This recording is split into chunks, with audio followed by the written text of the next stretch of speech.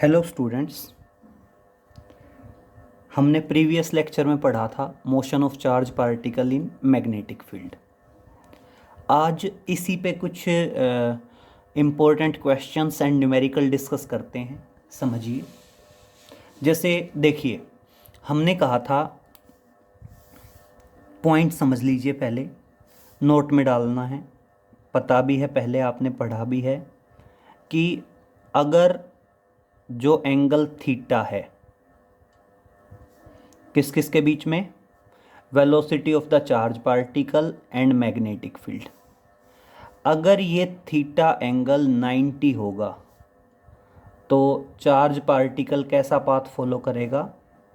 Circular path follow करेगा। Clear? इस circular path में हमारे पास पॉइंट क्या था? इस सर्कुलर पाथ में हमारे पास पॉइंट था कि आपका जो मैग्नेटिक फोर्स है वो मैग्नेटिक फोर्स आपका क्या प्रोवाइड करेगा? सेंट्रीपिटल फोर्स प्रोवाइड करेगा। और मैग्नेटिक फोर्स क्या था? B Q V. और सेंट्रीपिटल फोर्स क्या था? M V square by R. दोनों को हमने इक्वेट किया था और यहाँ से हम 5 रिजल्ट कंक्लूड करके आए थे। पहला, radius of the circular path. तो देखिए, radius of the circular path क्या था? एक वी से एक वी कैंसिल होएगा और रेडियस किसके बराबर आएगा? M V upon B Q के बराबर आएगा। पहला रिजल्ट हमारा रेडियस का था। दूसरा रिजल्ट किसका था? Velocity of the charge particle on the circular path. Velocity यहीं से आएगी, that is B Q R by M. Final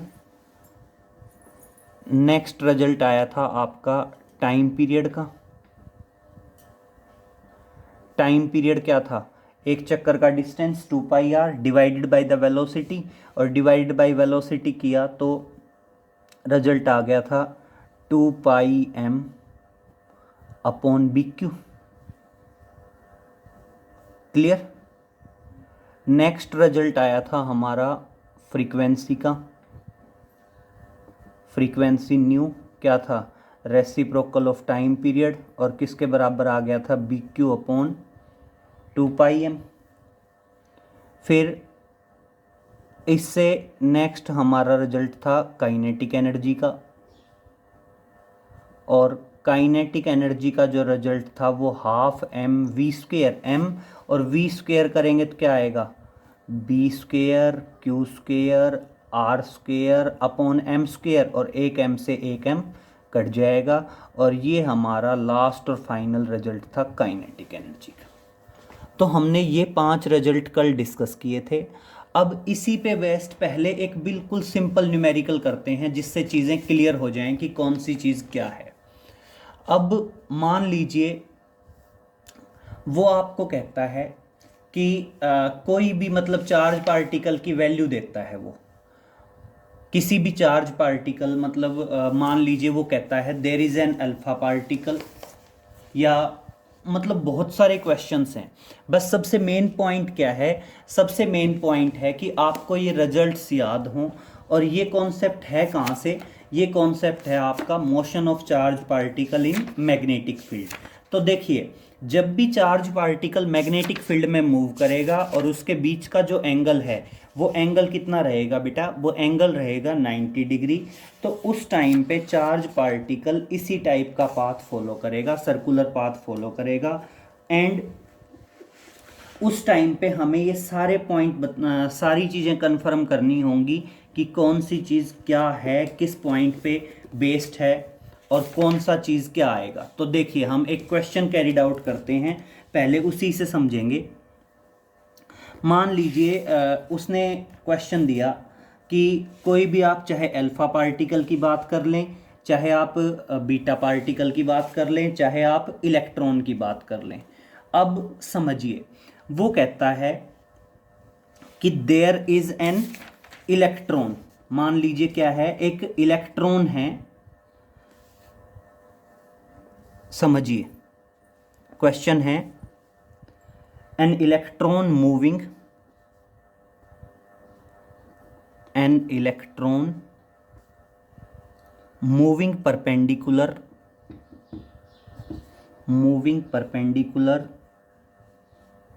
to a uniform magnetic field, to A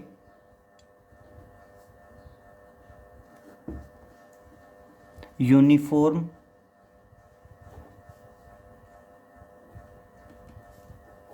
magnetic field,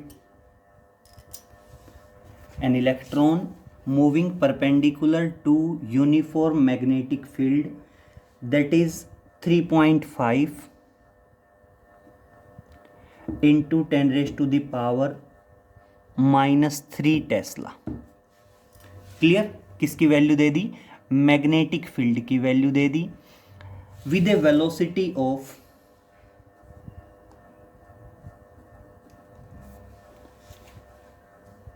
with a velocity of 5 into 10 raised to the power 6 metre पर second. Clear? और अब वो कहता है find out the radius of the circular path, find out the radius of the circular path. Clear? Circular path पे move करेगा। क्यों move करेगा सर्कुलर पाथ पे? क्योंकि वेलोसिटी और मैग्नेटिक फील्ड के बीच का एंगल क्या है?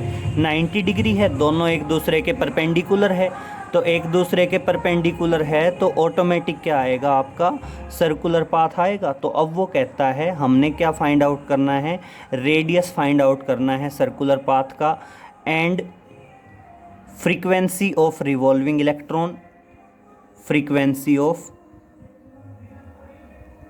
Revolving electron. क्लियर? अब देखो कोई भी पॉइंट निकलवा सकते हैं। अब इस टाइप का उसने सिंपल क्वेश्चन दे दिया। अब इसके सॉल्यूशन में क्या करेंगे बेटा? सबसे पहले हम ये कहेंगे कि हमें गिवन क्या है। अब बेटा इलेक्ट्रॉन दिया हुआ है तो आपको दोनों चीज़ें पता हो कि मास ऑफ इलेक्ट्रॉन कितना होता है? 9.1 into 10 raise to the power -31 kg होता है।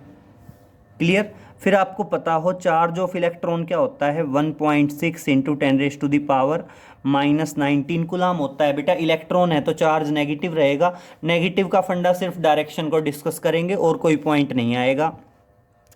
अब उसके बाद समझिए नेक्स्ट क्या दिया है? मैग्नेटिक फील्ड दिया है बी।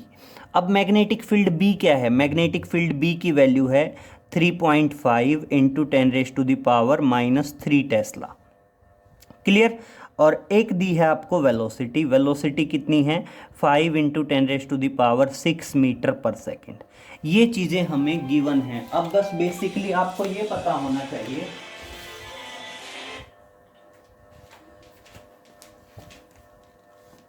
तो देखिए ये चार चीज़ें उसने हमें प्रोवाइड की हैं। तो बेसिकली आपको पता होना चाहिए कि mass of electron, charge of electron, ये जनरल क्राइटेरिया आपकी नॉलेज में होना चाहिए।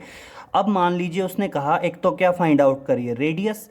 अब रेडियस तब फाइंड आउट कर पाएंगे जब हमारे पास क्या होगा? रेडियस का रिजल्ट होगा। तो देखना आप यहाँ पे लिखेंगे जो रेडियस है, radius of circular path.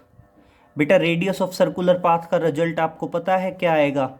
mv/bq आएगा। बेटा सारी वैल्यूज़ आपको प्रोवाइड हैं, mb, bb, qb, और आप यहाँ वैल्यू पुटअप करेंगे और वैल्यू पुटअप करके रेडियस आ जाएगा, मीटर में आएगा क्योंकि वेलोसिटी ऑलरेडी। और एक पॉइंट ध्यान रखना, सारी वैल्यूज स्टैंडर्ड MKS सिस्टम में पुटअप करनी है। फिर मान लीजिए दूसरा आया फ्रीक्वेंसी ऑफ रिवॉल्विंग इलेक्ट्रॉन। तो समझिए अगर वो कहता है frequency of revolving electron, frequency निकालनी है। किसकी फ्रीक्वेंसी निकालनी है? रिवॉल्विंग इलेक्ट्रॉन की। तो फ्रीक्वेंसी का रिजल्ट भी आपको पता होना चाहिए, दैट इज़ BQ/2πm। अब अगर मैं देखूं तो यहाँ पे भी B भी है, Q भी है, M भी है, पाई की वैल्यू आपको पता है, और फ्रीक्वेंसी की मेजरिंग यूनिट्स क्या होती है? हर्ट्स। तो इस तरह से जस्ट वैल्यू पुटअप करेंगे और क्वेश्चंस आते चले जाएंगे। बस कन्फ्यूज़न क्या हो सकता है? कन्फ्यूज़न हो सकता है कि वो आपको इलेक्ट्रॉन दे दे, प्रोटॉन दे दे, अल्फा पार्टिकल दे दे। तो इनके चार्ज और मास वगैरह आपको क्लियरली नोन होने चाहिए, क्या चार्ज है, क्या मास है। ये पॉइंट जब आपको अच्छे से क्लियर होंगे तभी क्वेश्चन हो पाएंगे। तो ये तो था सिंपल न्यूमेरिकल की बात कर रहे थे। अब एक जो क्वेश्चन है वो समझेंगे मेन। तो देखिए, मान लीजिए मैं कहता हूँ proton, deuteron and alpha particle are moving with same kinetic energy. समझिए क्वेश्चन, वो कहता है, इंपॉर्टेंट है, देखेंगे। A proton, deuteron and alpha particle. एक प्रोटॉन है, एक ड्यूट्रॉन है, एक अल्फा पार्टिकल है। whose kinetic energy are same, whose kinetic energy are same and enter perpendicular to a uniform magnetic field, perpendicular to a uniform magnetic field। और magnetic field के perpendicular enter कर गए। और अब हमने क्या करना है, compare the radii, compare the radii of circular path, compare the radii of circular paths. जो सर्कुलर पाथ्स फॉलो हुए हैं उन सर्कुलर पाथ्स के हमने क्या कंपेयर करने हैं बेटा, रेडियाई कंपेयर करने हैं। तो समझिए, अगर रेडियाई कंपेयर करने हैं तो सबसे पहली बात क्या है, हमें रेडियस का रिजल्ट पता होना चाहिए। अब देखना आप क्या बताओगे, सबसे पहले मेरे को रेडियस का रिजल्ट बताओ। रेडियस का रिजल्ट क्या होता है, mv/bq होता है, यही है। लेकिन बेटा एक पॉइंट समझना, उसने क्या सेम बताई है, काइनेटिक एनर्जी सेम बताई है और रेडियस कंपेयर करवाया है। तो इसका मतलब मेरे को रेडियस का रिजल्ट चाहिए, और किसकी फॉर्म में चाहिए, काइनेटिक एनर्जी की फॉर्म में चाहिए। तो देखिए, काइनेटिक एनर्जी की फॉर्म में रेडियस के रिजल्ट को कैसे लिखेंगे, ये है mv/bq। अब एक पॉइंट समझिए बेटा, शायद आपने पढ़ा भी हो, नहीं भी पढ़ा हो, तो एक रिलेशन आता है बेटा kinetic energy and linear momentum के बीच में, क्योंकि mv यहाँ पे क्या है, लीनियर मोमेंटम है। तो देखिए mv को मैं ये लिख सकता हूँ m² v² का अंडर रूट। फिर मैं इसको ऐसे लिख सकता हूँ m × mv²। क्लियर। फिर मैं इसको चाहूँ तो 2 से मल्टीप्लाई करूं, 2 से डिवाइड करूं, और बेटा ये क्या आ गया, काइनेटिक एनर्जी। तो इसको मैं क्या लिख सकता हूं, 2m × काइनेटिक एनर्जी लिख सकता हूं। तो इस तरह से मेरी समझ में एक पॉइंट आया कि लीनियर मोमेंटम को क्या लिखा जा सकता है, √2m × काइनेटिक एनर्जी लिखा जा सकता है। तो देखना आप यहाँ पे क्या लिखेंगे, mv जो था भाई, ये रिजल्ट था mv/bq। तो मैं इसको यहाँ पे सोल्व करके नहीं दिखा रहा हूँ, मैं डायरेक्ट रिजल्ट ही लिखता हूँ। क्या लिखते हैं, डायरेक्ट रिजल्ट। डायरेक्ट रिजल्ट ये आ जाएगा कि रेडियस किसके बराबर होगा, √2m × काइनेटिक एनर्जी, और अपॉन क्या आ गया बेटा, bq आ गया। क्लियर। तो देखना अब ये जो रेडियस का रिजल्ट है, रेडियस का रिजल्ट कौन सा आ गया, √2m × काइनेटिक एनर्जी, और अपॉन क्या आ गया बेटा, bq आ गया। अब एक पॉइंट समझे बेटा, उसने कहा काइनेटिक एनर्जी सेम है, तो इसका मतलब काइनेटिक एनर्जी तीनों के केस में कांस्टेंट रहेगी।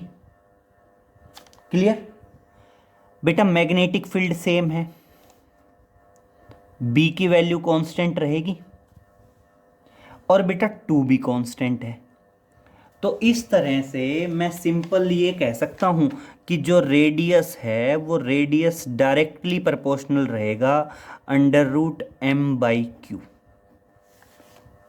इन दिस केस रेफरेंस देंगे, क्योंकि kinetic energy is constant. Kinetic energy same है, सेम का मतलब वही है, कांस्टेंट है। तो ये रिजल्ट कंक्लूड हो गया। ये रिजल्ट कंक्लूड हो गया तो अगर मैं यहाँ पे रेशियो निकालने की बात करूँ तो ये लिख सकता हूँ रेशियो, भाई प्रोटॉन, ड्यूट्रॉन और अल्फा पार्टिकल, ये रेशियो किसके बराबर आएगा? That is mass of proton upon charge of proton, mass of deuteron that is charge of deuteron, under root mass of alpha particle upon charge of alpha particle. Clear? अब समझिए, आपको पता होना चाहिए, ये तो ठीक है बेटा, चार्ज जो है ड्यूट्रॉन का, ये ड्यूट्रॉन है, तो ड्यूट्रॉन का मास तो क्या होता है बेटा? ड्यूट्रॉन का मास होता है 2 times the mass of proton, और ड्यूट्रॉन का चार्ज होता है that is charge of proton, same. तो यहाँ पे मैं लिख दूँ मास ऑफ ड्यूट्रॉन की जगह तो 2 times the mass of proton कर दिया, और नीचे चार्ज ऑफ प्रोटॉन आ ही गया। फिर बारी आई बेटा अल्फा पार्टिकल की। अल्फा पार्टिकल का मास कितना होता है? 4 times the mass of proton होता है, और बेटा अल्फा पार्टिकल पे चार्ज कितना होता है? 2 times the charge of proton होता है। तो मैं यहाँ पे इसकी जगह लिख सकता हूँ that is under root 4 times the mass of proton, और अपॉन क्या आ जाएगा? 2 times the charge of proton. और अब कैंसिल होगा तो बेटा रेशियो क्या आ गया? 1 रेशियो अंडर रूट 2 रेशियो, बेटा ऊपर क्या आएगा? 2, नीचे भी क्या आएगा? 2, और कट जाएगा तो क्या आ जाएगा? 1 ratio under root 2 ratio 1। Clear? Important topic है, एक बार समझ लीजिए। उसने कहा था प्रोटॉन, ड्यूट्रॉन और alpha particle moving with same kinetic energy.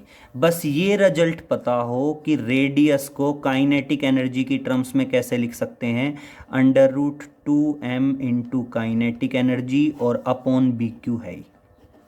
ये एक रिजल्ट हमारे दिमाग में क्लियर हो कि लीनियर मोमेंटम को हम under root 2m into kinetic energy place कर सकते हैं। तो बस हमने under root 2m into kinetic energy BQ place किया, बेटा काइनेटिक एनर्जी सेम बताई तो कांस्टेंट हो गई, 2 ऑलरेडी कांस्टेंट है, मैग्नेटिक फील्ड भी सेम था तो 2 काइनेटिक एनर्जी मैग्नेटिक फील्ड ये कांस्टेंट हो गए, तो रेडियस अपने आप में डायरेक्टली प्रोपोर्शनल आ गया under root of mass upon charge, और मैंने प्रोटॉन, ड्यूट्रॉन और अल्फा पार्टिकल की टर्म्स में वैल्यू प्लेस कर दी। बस ये रिजल्ट थोड़ा सा ध्यान रहे कि आपका जो ड्यूट्रॉन है, ड्यूट्रॉन में क्या होता है, प्रोटॉन में क्या होता है और अल्फा पार्टिकल में क्या होता है। क्लियर? अब एक क्वेश्चन और समझेंगे थोड़ा सा ढंग से। देखिए वो पॉइंट क्या कहता है कि मान लीजिए न्यूट्रॉन, प्रोटॉन, इलेक्ट्रॉन और अल्फा पार्टिकल हैं। देखिए नेक्स्ट क्वेश्चन देखेंगे, वो कहता है 4 पार्टिकल हैं, दैट इज न्यूट्रॉन, मान लीजिए A is neutron, B is proton, C is electron and D is alpha particle. Clear? हमने 4 पार्टिकल ले लिए, न्यूट्रॉन, प्रोटॉन, इलेक्ट्रॉन और अल्फा पार्टिकल, और मैं कहता हूं they are moving with equal velocity and enter perpendicular to a magnetic field. और ये क्या है? These are moving with same velocity and enter perpendicular to a uniform magnetic field, perpendicular to a uniform magnetic field. और ये क्या करते हैं? Magnetic field के परपेंडिकुलर एंटर कर जाते हैं। और अब मान लीजिए वो कहता है track the path of the, मतलब ड्रा द पाथ या track the, show the track of the particles. Trajectory बताना है, जो पार्टिकल्स हैं उनके पाथ को ड्रा कीजिए, पाथ ऑफ द पार्टिकल्स क्या होगा या ट्रैक ऑफ द पार्टिकल्स क्या होगा। क्लियर, पाथ या ट्रैक के बारे में बताना है। अब समझिए बेटा, मैग्नेटिक फील्ड को हम दो तरीके से शो करते हैं, ये नोट वाला पॉइंट है। जो मैग्नेटिक फील्ड है ना, मैग्नेटिक फील्ड को जनरली हम दो तरीके से शो करते हैं, या तो क्रॉस लगा के शो करते हैं मैग्नेटिक फील्ड को, या फिर मैग्नेटिक फील्ड को डॉट लगा के शो करते हैं। क्लियर, ध्यान रहे, क्रॉस का मतलब मैग्नेटिक फील्ड की डायरेक्शन होती है परपेंडिकुलर इनवर्ड। जो आपके क्रॉस लगे होंगे, क्रॉस के अंदर मैग्नेटिक फील्ड की डायरेक्शन क्या होती है, परपेंडिकुलर इनवर्ड होती है। और डॉट का मतलब डायरेक्शन ऑफ मैग्नेटिक फील्ड क्या होती है, परपेंडिकुलर आउटवर्ड होती है। ठीक है, अब मान लीजिए मैं कहता हूं ये मैग्नेटिक फील्ड हो गया,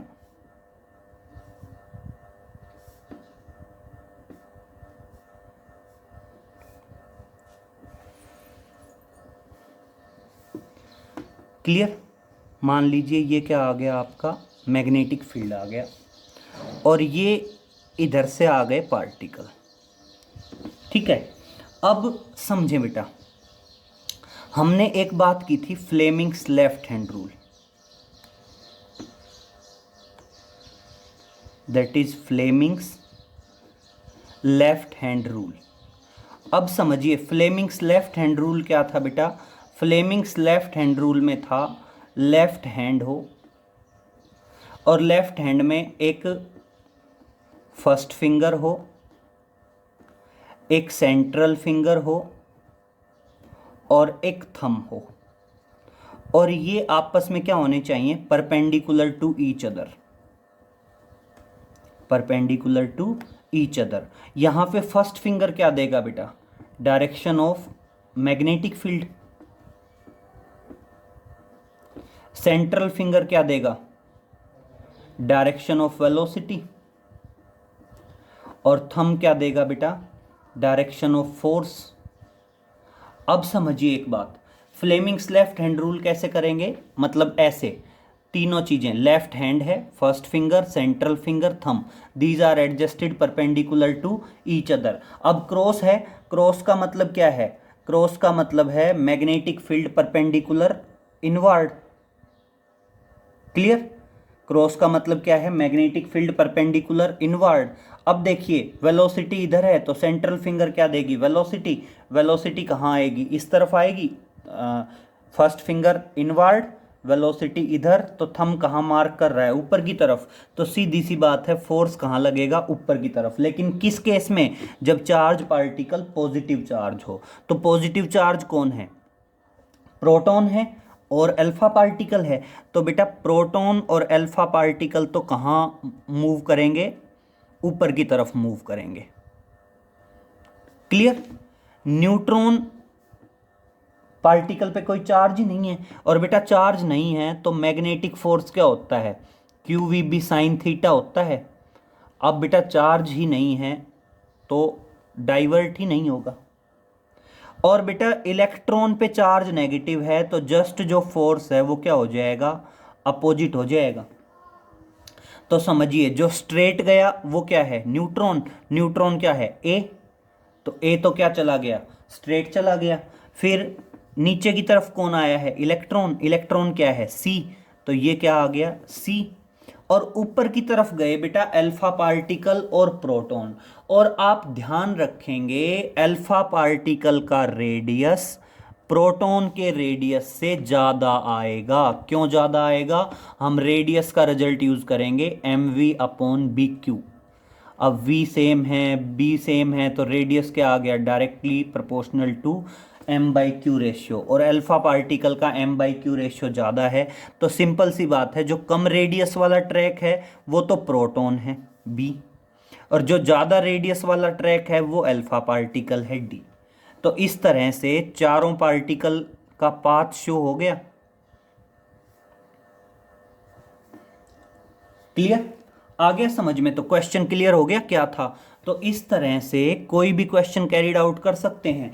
ये सारे ही क्वेश्चन इंपॉर्टेंट हैं, बस ये ध्यान रहे कि क्रॉस लगाया है तो मैग्नेटिक फील्ड परपेंडिकुलर इनवर्ड, और डॉट लगाया है तो मैग्नेटिक फील्ड परपेंडिकुलर आउटवर्ड, और इस तरह से वो पाथ शो करवा सकता है किसी का भी। बस ध्यान रखना, Fleming's left hand rule positive charge के लिए अप्लाई करना। अगर चार्ज नेगेटिव है तो जस्ट डायरेक्शन क्या हो जाएगी? अपोजिट हो जाएगी। क्लियर? तो इस तरह से शो हो गया कि अल्फा पार्टिकल और प्रोटॉन दोनों ऊपर की तरफ जाएंगे। रेडियस किसका ज़्यादा रहेगा? प्रोटॉन का ज़्यादा, सॉरी, अल्फा पार्टिकल का ज़्यादा रहेगा, क्योंकि अल्फा पार्टिकल का मास बाई चार्ज का रेशियो ज़्यादा है in comparison to proton. Electron just reverse आ जाएगा, और न्यूट्रॉन पे तो कोई असर पड़ेगा ही नहीं, क्योंकि न्यूट्रॉन पे चार्ज जीरो है। न्यूट्रॉन जो है, न्यूट्रॉन का चार्ज जीरो है, इसलिए न्यूट्रॉन का मैग्नेटिक फोर्स भी क्या हो जाएगा? जीरो हो जाएगा। और न्यूट्रॉन बिल्कुल स्ट्रेट, तो इसलिए न्यूट्रॉन स्ट्रेट, प्रोटॉन और अल्फा पार्टिकल ऊपर की तरफ डाइवर्ट हो गए, डायरेक्शन दी गई फ्लेमिंग्स लेफ्ट हैंड रूल के अकॉर्डिंग। और इलेक्ट्रॉन पे चार्ज नेगेटिव हो गया तो फोर्स जस्ट अपोजिट हो जाएगा, और इसलिए इलेक्ट्रॉन कहाँ डाइवर्ट हो गया? नीचे की तरफ डाइवर्ट हो गया। ओके बेटा, तो ये करेंगे, बाकी नेक्स्ट लेक्चर में आगे मिल करते हैं। Okay, thank you.